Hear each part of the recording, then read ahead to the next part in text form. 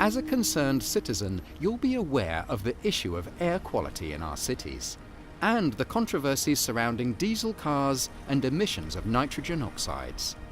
Bad air quality is having serious consequences for people's health.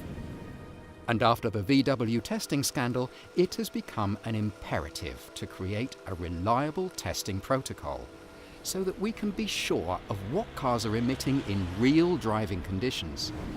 But the progress to this new standard is painfully slow, and it remains to be seen if it will deliver reliable data or better air quality.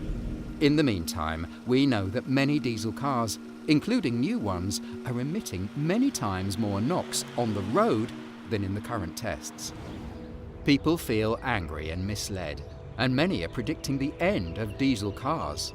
But if we do abandon diesel, carbon dioxide emissions will rebound, as there is not yet a viable or cost-effective green alternative.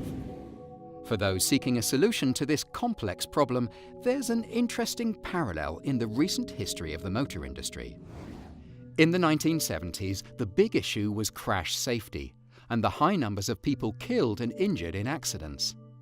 In the USA, an organization called NCAP began publishing safety ratings for cars based on their own independent crash tests.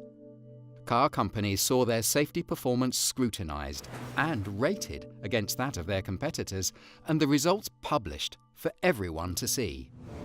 NCAP were producing test results that people could trust, and this had some far-reaching consequences. Firstly, consumers looked to NCAP for reliable data on car safety. Once this happened, there was no turning back. The car makers realized that with buyers putting their trust in NCAP, all they could do was build safer cars. Over a number of years, NCAP's safety data became the basis on which car makers competed for customers, market share, and profit. Regulators played an increasingly smaller role, and still car safety skyrocketed to levels never imagined possible. NCAP's independent tests transformed safety in the car industry, firstly in the USA, then in Europe and across the world. And independent testing can have exactly the same results today in the quest for cleaner cars and cleaner air.